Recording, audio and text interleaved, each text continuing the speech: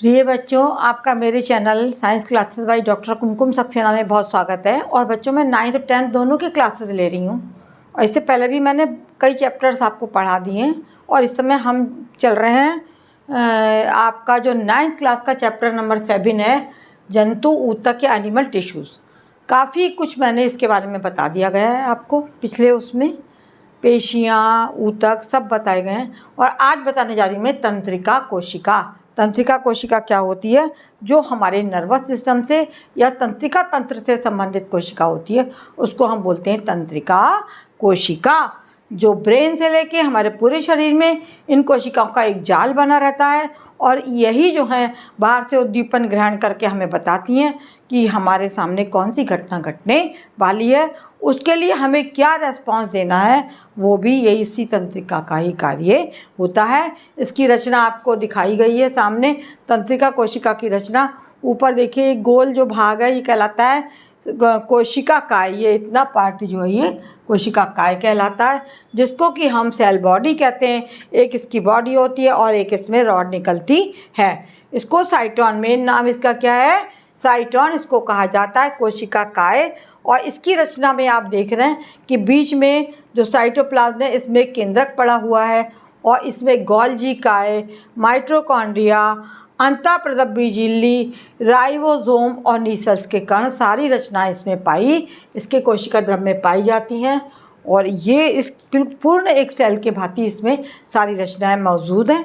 और इससे जो निकल रहे हैं ऊपर की ओर, जो वो हैं क्या आपके, उनको हम बोलते हैं डेंड्रॉन, है ना। डेंड्रॉन जो है वो 2 प्रकार के होते हैं। तंत्रिका कोशिका प्रवर्ध इनको बोलते हैं।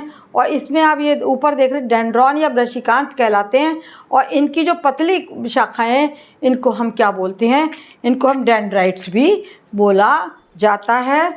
मेन ये डेंड्रॉन है, इनकी पतली कोशिकाएं कहलाती हैं डेंड्राइट्स, डेंड्राइट। तो इस प्रकार से ये इसकी रचना है, इसके सर की रचना है और ये इसका प्रवर्ध, लंबा सा प्रवर्ध है। तो ये आपने सर की रचना के बारे में समझ लिया। इसमें क्या क्या पाया जाता है, ऊपर पूरा कोशिका का इसमें जितनी चीज़ें पाई जाती हैं एक कोशिका में, वो सभी इसके द्रव्य में, कोशिका द्रव्य में पाई जाती हैं। और इन डेंड्रान और डेंड्राइट्स का कार्य क्या है? ये जाल की तरह पूरे शरीर में बिछे रहते हैं और यही हमारे शरीर के उद्दीपनों को, इस सेल बॉडी को देते हैं कि क्या अमुक घटना हो रही है। ये पूरा जाल हमारे हाथों में, पैरों में, सर से लेके पैर तक बिछा पाया जाता है। दूसरा भाग इसका लंबा सा आपको दिखाई दे रहा है, ये कहलाता है प्रवर्ध। तंत्रिका कोशिका इसको बोलते हैं, तंत्रिका कोशिका प्रवर्ध। ठीक है, ये प्रवर्ध भी 2 प्रकार के होते हैं। तंत्रिका कोशिका प्रवर्ध जो नीचे की ओर लगा हुआ है, ये कहलाता है तंत्रिका कोशिका प्रवर्ध। और इसमें 2 चीज़ें पाई जाती हैं।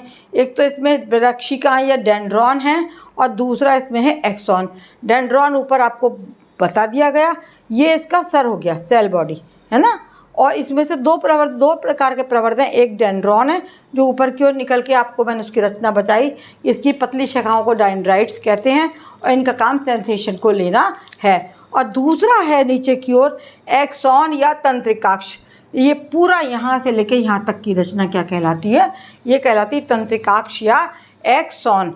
इसमें आप देखिए, ये जो एक्सॉन है लंबी सी, इसमें माइलिन का कवर चढ़ा हुआ है।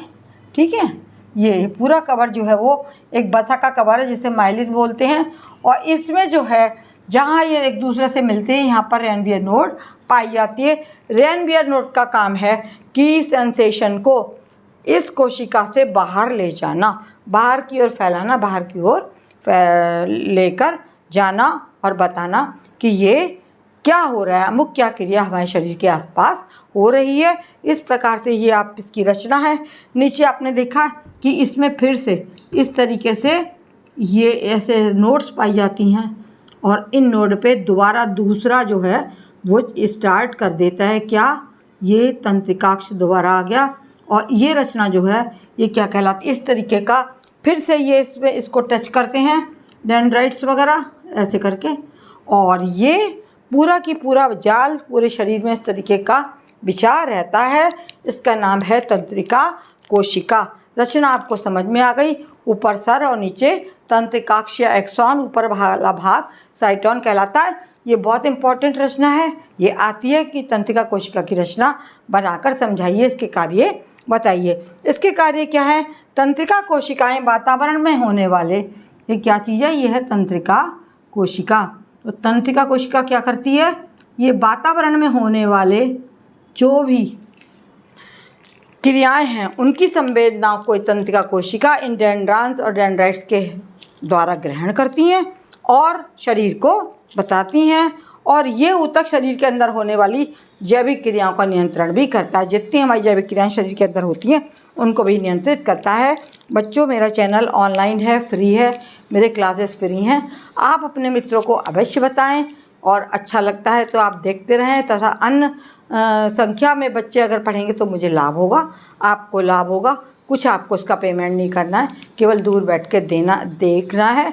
जिन्होंने सब्सक्राइब ना किया हो सब्सक्राइब का बटन दबाएं, लाइक करें, कमेंट करें तो मुझे बहुत अच्छा लगेगा। कमेंट बॉक्स में अवश्य कमेंट करके बताएं। धन्यवाद।